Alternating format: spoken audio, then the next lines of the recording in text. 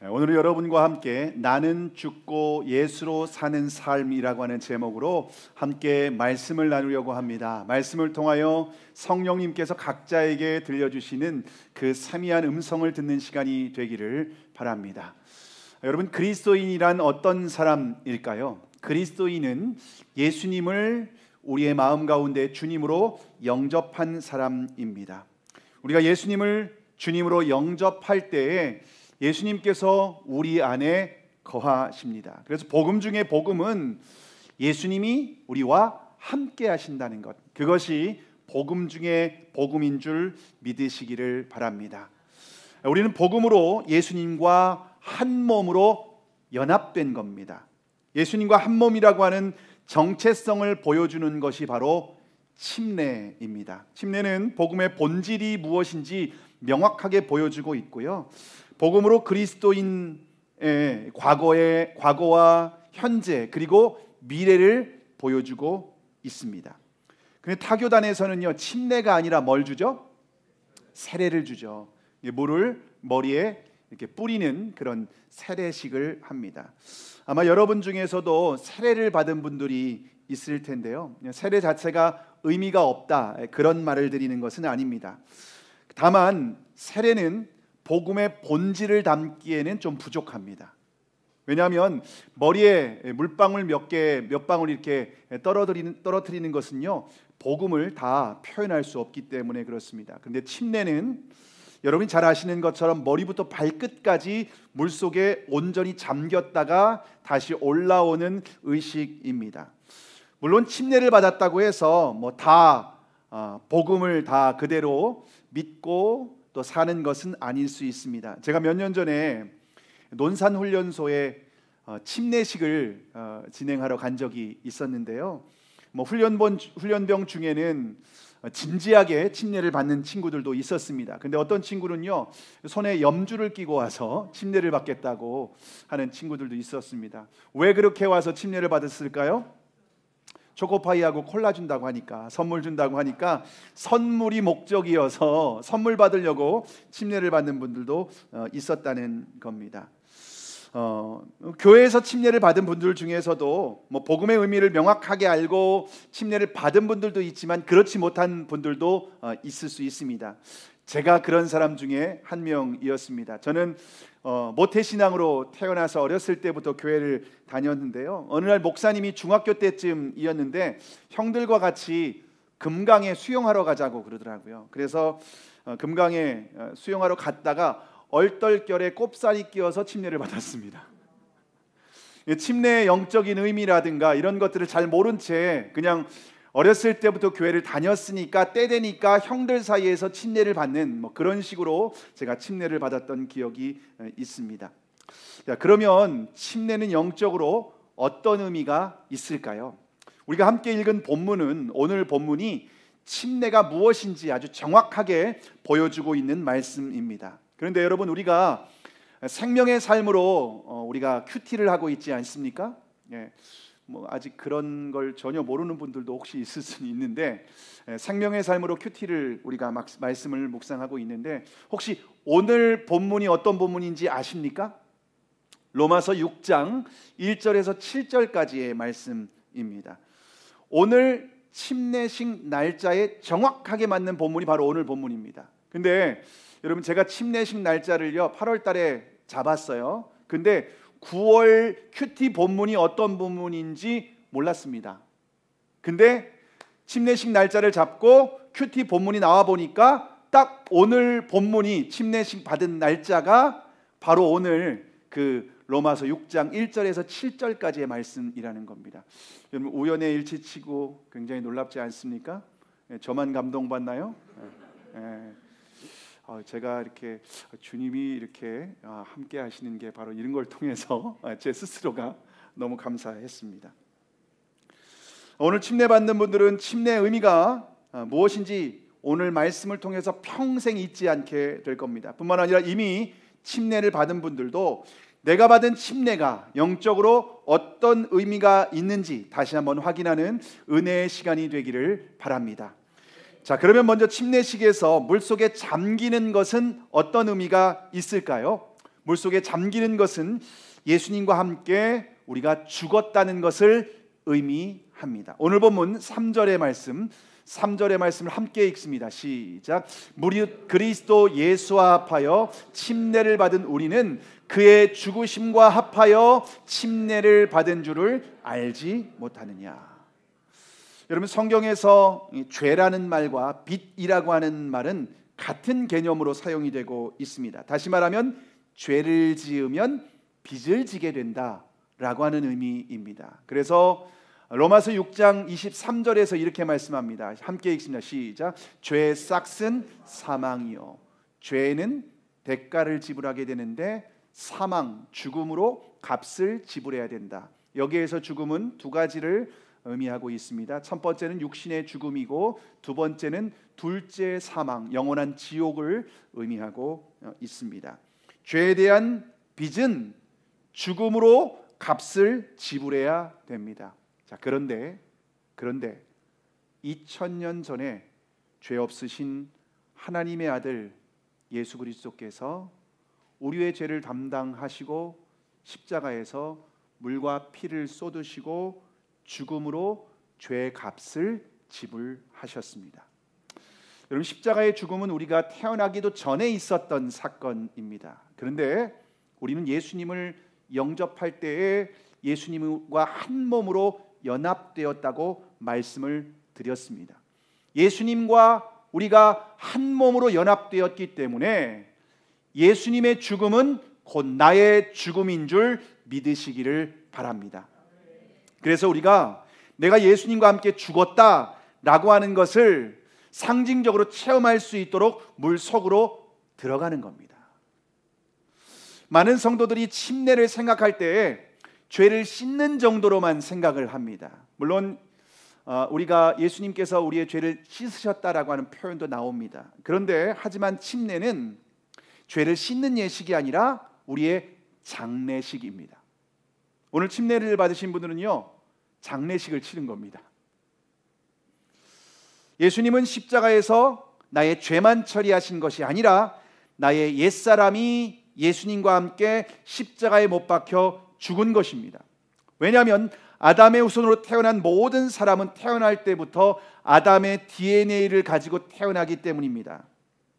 다시 말하면 우리의 옛사람은 철저하게 자기중심적이에요.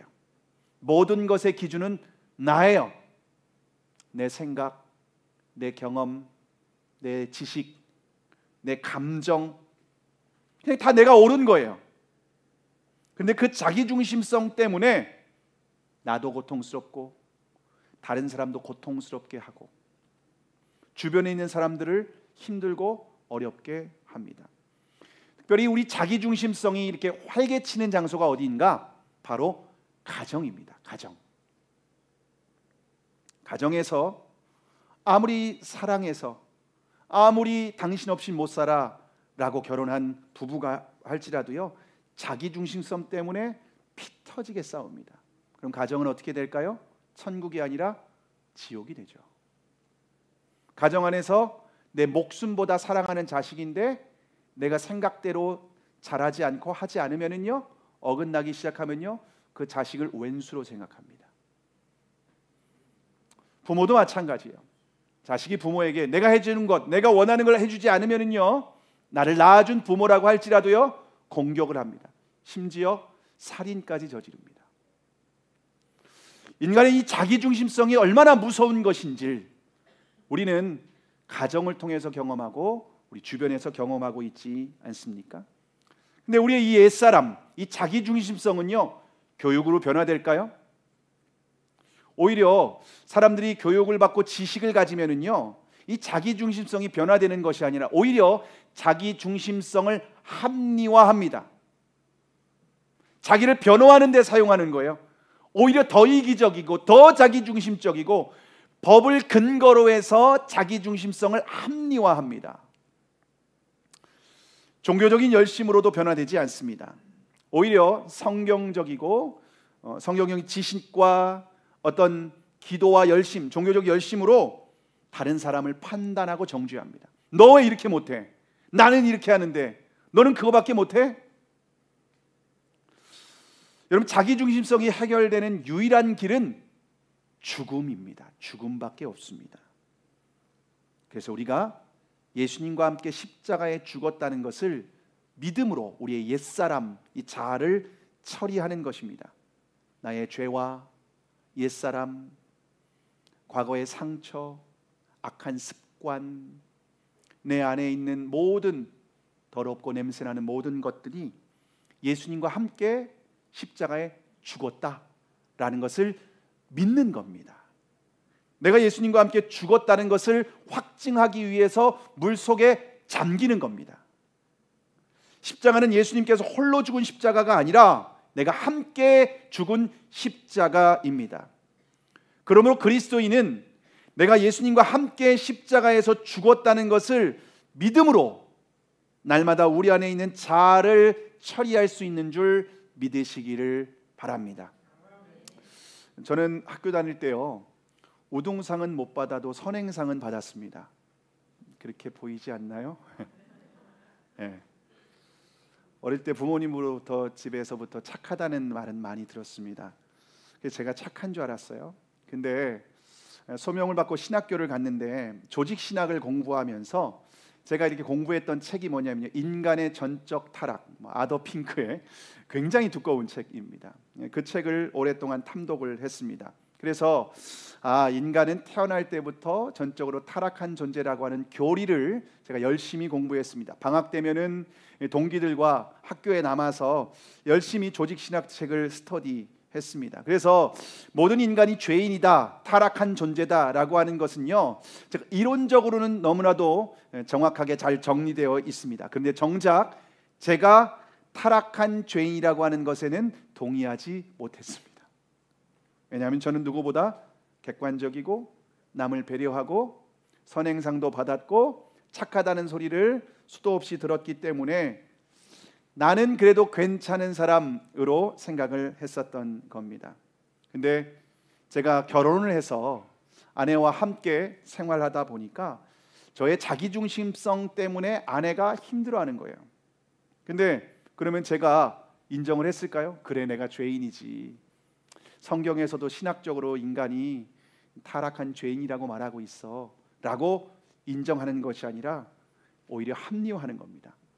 당신이 이래서 그렇잖아, 이렇게 안 했으면 내가 이렇게 안 했지 라고 하면서 합리화하고 오히려 상대방을 제가 가지고 있는 지식과 신학으로 공격하는 거예요. 아내는 그럴 때마다 고구마 100개를 먹은 것처럼 답답해가지고서 뭔가 이게 속에 뭔가 맺혀 있는 것처럼 그럴 수밖에 없었겠죠.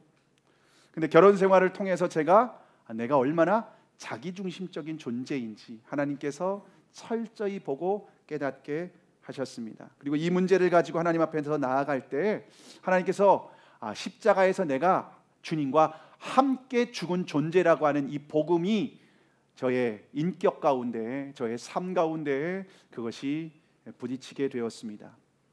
예수님은 십자가에서 나의 죄만 처리하신 것이 아니라 나의 자아를 처리하신 것이 믿어졌습니다. 예수 그리스도의 십자가 복음을 온전히 믿음으로 받아들일 때에 나의 결단과 의지로 변화되지 않았던 이 자기중심성이 변화되기 시작했습니다. 나 중심에서 예수님 중심으로, 그리고 다른 사람을 정말 배려하고 내가 그리고 죄인이라고 하는 것을 시인하면서 우리의 가정은 지옥이 아니라 천국으로 변화되는 그런 놀라운 은혜를 경험하게 되었습니다. 여러분, 예수님은 십자가에서 내 죄만 처리하신 것이 아니에요. 내가 예수님과 함께 죽었다라고 하는 것을 예수님과 함께 연합된 사람들은 그 침례식을 통해서 확인하는 겁니다. 나 죽었지. 나의 가지고 있었던 나의 어떤 안 좋은 습관, 나의 상처, 나의 자존심, 나의 자아, 내가 옳다고 하는 내 자아, 이것까지 다 예수님과 함께 죽었다라고 하는 것을 인정하고 믿음으로 받아들이는 것이 바로 물속에 잠기는 의미에 담겨 있는 줄 믿으시기를 바랍니다. 다음으로 침례식에서 물에서 올라오는 것은 어떤 의미가 있을까요? 물에서 올라오는 것은 예수님과 함께 부활하게 되는 것을 의미합니다. 합니다. 오늘 본문 5절의 말씀, 5절의 말씀 우리가 함께 읽겠습니다. 시작. 만일 우리가 그의 죽으심과 같은 모양으로 연합한 자가 되었으면 또한 그의 부활과 같은 모양으로 연합한 자도 되리라. 여러분, 우리가 예수님과 함께 십자가의 죽음으로 장례까지 치르게 되었다는 겁니다. 하지만 예수님은 죽음으로 끝난 것이 아니라 다시 살아나신 줄 믿으시기를 바랍니다. 근데 우리는 예수님과 이미 연합한 자가 되었다고 말씀을 드렸습니다. 그러므로 우리도 예수님과, 예수님이 부활하신 모습과 같은 모양으로 부활하게 된다라고 하는 겁니다. 그래서 물속에 잠기는 것으로 끝나지 않고 다시 올라오는 것입니다. 다시 올라왔다라고 하는 말은 예수님과 같은 모양으로 우리도 부활하게 된다라고 하는 것을 우린 침례를 통해서 확인하는 겁니다. 여기에서 연합이라고 하는 단어가 오늘 5절에 보면요, 두 번이나 반복되고 있는데요, 헬라어로 심피토이라고 되어 있습니다. 이 심피토이라고 하는 단어가 어떤 의미인가 하면은요, 함께 자라난, 함께 심겨진이라는 의미가 있습니다. 서로 다른 존재입니다. 근데 유기적인 결합을 통하여 연합이 되어서 이제는 하나의 생명체가 되었다라고 하는 의미가 이 심피토이라고 하는 의미입니다. 이 함께 심겨졌다라고 하는 이것을 우리가 이해할 수 있는 개념이 있는데요, 그것이 바로 접붙임입니다. 여러분, 혹시 접붙임이 뭔지 아십니까? 저희 고향은 충북 옥천인데요, 우리나라 묘목의 90%가 충북 옥천 저희 이원에서 생산이 됩니다. 그래서 저희 시골에는요, 아주 작은 시골 동네에 있는데요, 묘목 축제를 합니다. 전국에 있는 사람들이, 나무를 아는 사람들은요, 저희 이원에 묘목을 사러 옵니다. 나중에 한번 가보면 재밌습니다. 뭐 연예인들도 오고 큰 축제를 합니다. 그래서 저는 시골에서 나무가 이렇게 접붙여진 그런 것을 쉽게 볼 수 있는데요, 전에도 여러분에게 한번 말씀드린 적이 있는데, 혹시 여러분 감나무가 어떻게 열매를 맺게 되는지 아십니까? 감나무. 여러분 감 좋아하십니까? 여러분, 감나무 씨앗을 땅에 심으면은요, 싹이 날까요, 안 날까요? 난다고 해야 될지 안 난다고 해야 될지, 싹이 나지 않습니다. 그래서 고엽나무 씨앗을 땅에 심어야 됩니다. 그러면 고엽나무 씨앗에서 싹이 나고 줄기가 나기 시작을 합니다. 그러면은요, 고엽나무 가지에 감나무 가지를 접붙이는 겁니다. 고엽나무 뿌리는 고엽나무, 가지는 감나무, 이렇게 접붙이는 겁니다. 그러면요, 고엽나무 가지에 접붙여진 감나무에서 감이 열리는 거예요. 네. 여러분, 고엽나무와 감나무는 완전히 다른 품종입니다. 근데 고엽나무의 껍질을 벗기고 감나무 줄기를 거기에 접붙이는 거예요. 그러면요, 본드보다 더 강력한 진액이 나와서 강력한 연합이 됩니다. 그래서 서로는 다른 품종이었는데 하나가 돼요. 하나의 생명체가 되는 거예요. 그래서 고엽나무와 감나무는 다른 품종인데 하나의 생명체가 되어서 결국 뿌리는 고엽나무인데 나무는 감나무에서 감이 열리게 돼요. 그래서 사진을 준비했습니다. 자, 여기에서 저쪽에 왼쪽에 보이는 사진이 고엽나무입니다. 고엽나무 열매예요. 고엽나무 열매는 엄지손톱 한 마디 정도로 아주 작습니다. 그림에는, 사진에는 좀 커 보이는데, 그리고 오른쪽에 보이는 것이 바로 감나무죠. 자, 그런데 접붙여지게 되면 어떻게 되는가? 그 다음 사진. 자, 왼쪽에 있는 사진이 접붙여진 게 된 겁니다. 접붙여진 거예요. 이렇게 가지를 이게 연결을 한 거죠. 껍질을 벗겨서 이렇게 상처를 내서 연결을 하고 비닐로 이렇게 묶어 둡니다. 그러면은 오른쪽에 있는 사진, 가지에 가지가 붙어 있죠. 그러면은 저 작은 가지에서 이 감나무에서 이제 감이 열리게 되는 겁니다. 여러분이 오늘 이번 추석 때 꽃감을 드시는 게 저렇게 해서 드시는 겁니다. 여러분, 모든 사람은 다 죽습니다. 여러분도 죽게 될 거고 저도 죽게 될 겁니다. 왜냐하면 히브리서 9장 27절의 말씀 함께 읽습니다. 시작. 한 번 죽는 것은 사람에게 정해진 것이요 그 후에는 심판이 있으리니. 우리가 육체가 죽게 되어 있다는 거예요. 한 번 죽은 건 다 정해져 있는 이치라는 겁니다. 혹시 여러분 중에 저는 아닌데요, 안 죽을 것 같은데요, 그런 분들이 있으면은요, 잘 돌봐주세요. 네, 잘 돌봐줘야 될 분입니다. 다 죽게 되어 있습니다. 죽으면요, 땅 속에 심겨지게 되죠. 우리의 육체는 흙으로 돌아가게 되어 있습니다. 근데 우리는 감나무와 같기 때문에 땅 속에 심겨져도 싹이 나지 않습니다. 생명이 나지 않습니다.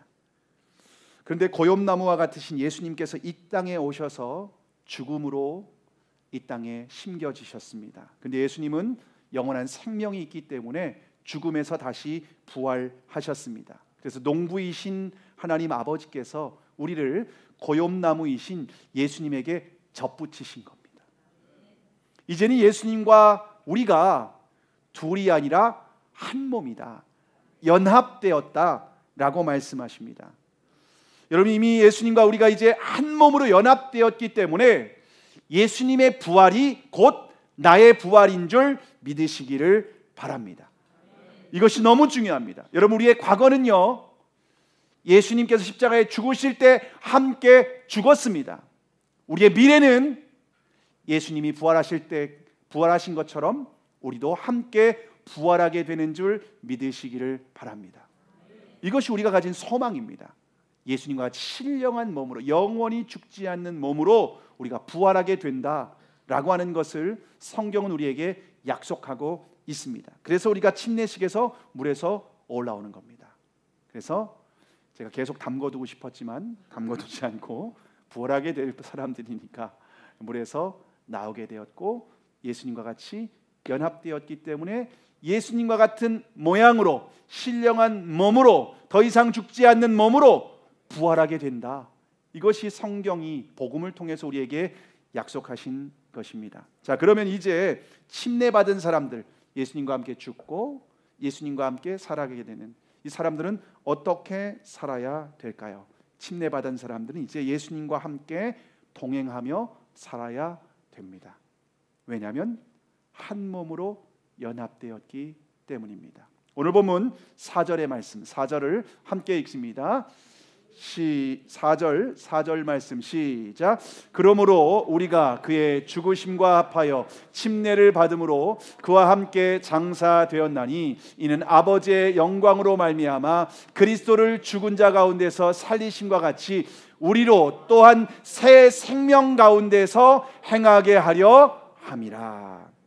여러분, 우리의 과거는 예수님과 함께 죽었습니다. 우리의 미래는 예수님과 같은 모양으로 부활하게 될 것입니다. 그럼 우리의 현재는 어떻게 살아가야 될까요? 날마다 예수님과 함께 동행하며 살아야 되는 줄 믿으시기를 바랍니다.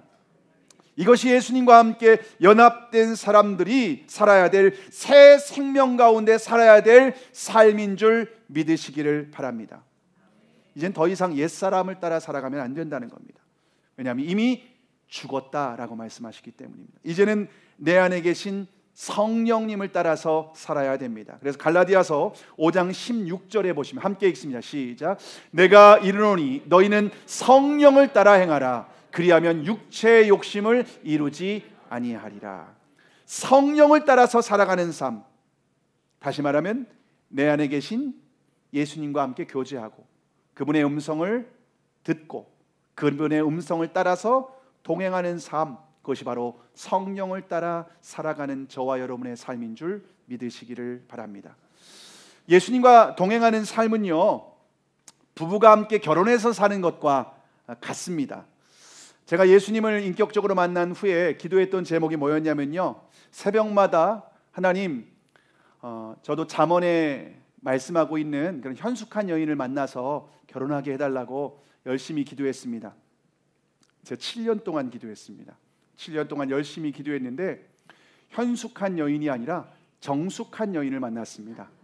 정숙진을 제가 만나서 결혼을 하게 되었습니다.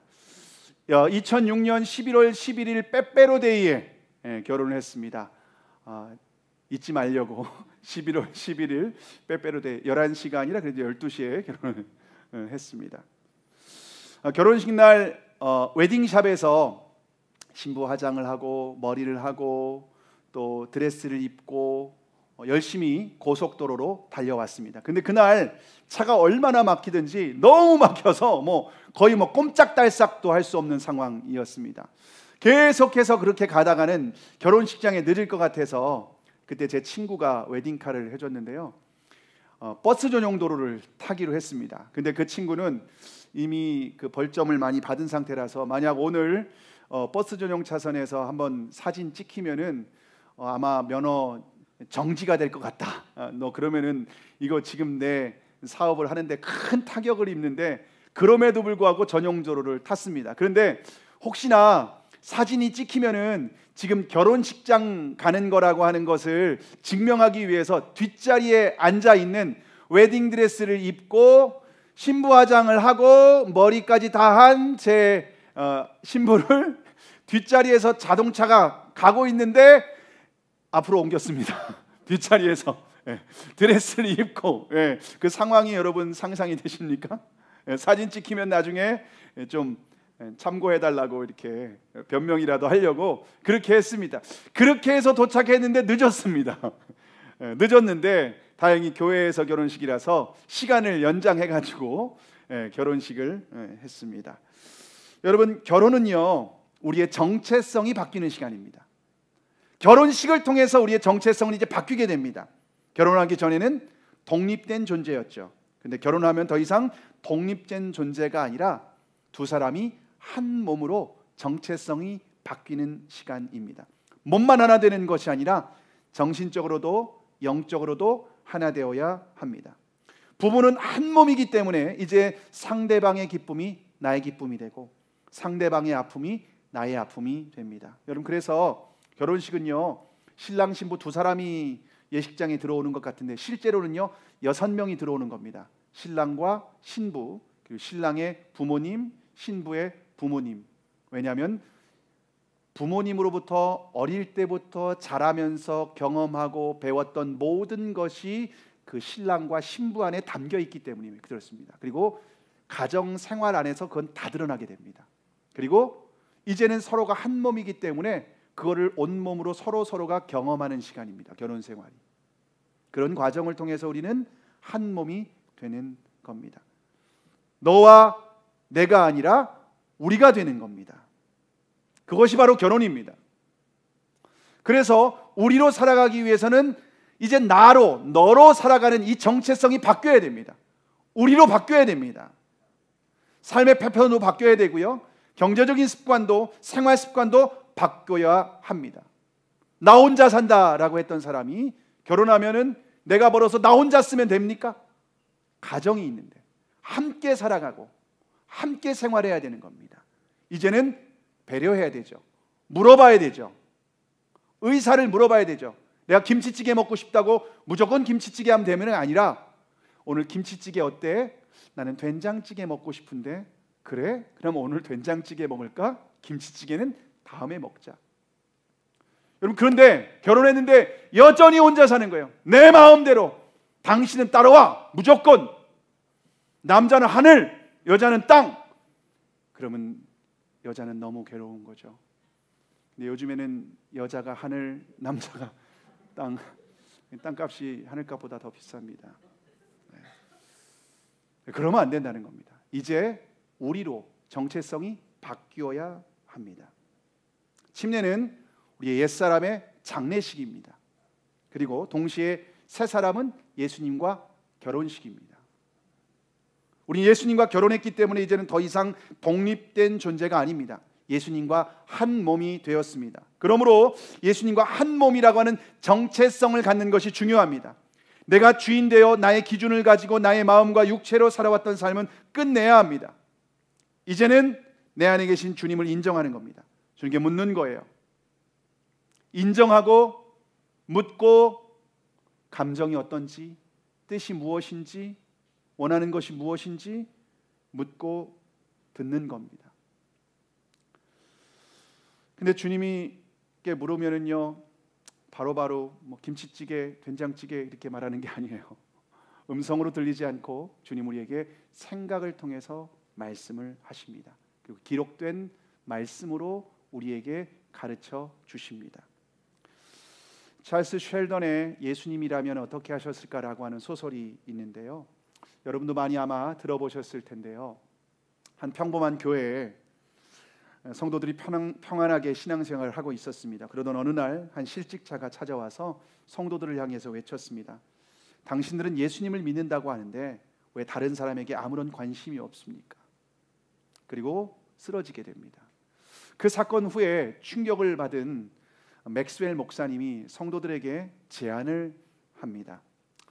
우리 모두 앞으로 1년 동안 어떤 결정을 내리든 예수님이라면 어떻게 하셨을까?